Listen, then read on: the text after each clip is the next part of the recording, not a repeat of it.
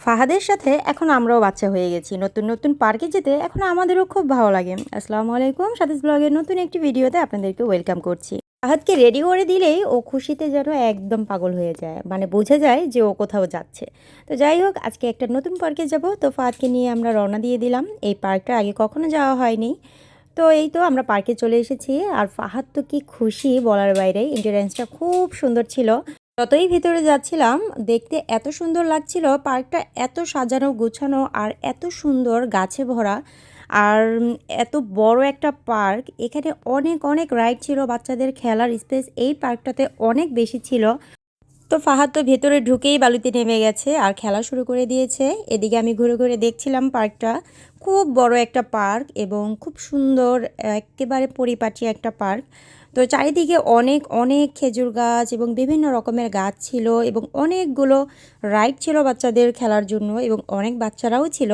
তো দেখতে কিন্তু খুব সুন্দর লাগছিল পার্কটা। আর আমারও এখানে হাঁটতে খুব ভালো লাগছিল, কারণ বাইরে ঠান্ডা ঠান্ডা বাতাস এবং ফাহাদ তো অনেক মজা করতেছে। ও আসলে এরকম স্পেস পেলে একদম পাগল হয়ে যায়। আর এখানে একটা লেক ছিল, এত সুন্দর ভিউ ছিল, মানে দেখেই বুঝতে পারতেছেন কত সুন্দরভাবে এই অর্গানাইজ করা হয়েছে পার্কটাকে। আমি হেঁটে হেঁটে পার্কটা দেখছিলাম, পার্কটা খুবই সুন্দর। আমি যেখানেই যাচ্ছিলাম আমার কাছে খুব ভালো লাগছিল। এখানে ফ্যামিলি নিয়ে খুব আড্ডা দেওয়া যাবে এরকম একটা স্পেস তৈরি করা হয়েছে।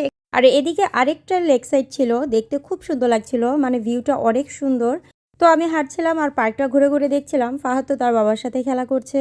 আর আমি হেঁটে হেঁটে পার্কটা দেখছিলাম। এখানে কিছু দূর পরপরই পানির ব্যবস্থা আছে, মানে ফিল্টার করা পানি। এখানে আপনি পানি খেতেও পারবেন, হাত মুখ ধোয়ার জন্য আর কি এখানে ব্যবস্থা করা হয়েছে। এখানে ছিল একটা শিপের আদলে একটা খেলার স্পেস। এখানে তো ফাহাদ ঢুকেছে আর বেরই হচ্ছে না।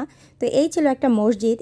এদেশে প্রতিটা পার্কের ভেতরে কিংবা বাইরে একটা মসজিদ থাকবেই, মানে নামাজ মিস করার কোনো চান্সই নেই। ছেলে মেয়ে সবার জন্যই ব্যবস্থা আছে। তো ফাহাদ এখানে তো এই শিপের ভেতরে ঢুকেছে আর বেরই হচ্ছে না। তো আমরা দুজন এখানে বেঞ্চে বসে বসে দেখতেছি ফাহাদ কী করে। তো অনেকক্ষণ পরও বের হয়েছে আর বের হয়ে এরকম দুষ্টুমি করছে। এখন একটা দৌড় দিবে ও, দেখবেন। এই তো এক দৌড়ে একেবারে সীমানার বাইরে। আসলে পার্কে আসলে বাচ্চারা কি যে করে, এই তো বালি দিয়ে আরেকটা কি করতেছে। ফাহাদ তো একটা রেখে আরেকটা খেলনার দিকে যাচ্ছে। এই তো বাচ্চারা কি সুন্দর খেলা করতেছে। তো আমি আর পেছনে কেন থাকবো, আমি পার্কে গেলেও একটু দোলনায় দুলে নেই, ভালোই লাগে। এদেশের পার্কগুলো আমার কাছে খুবই ভালো লাগে।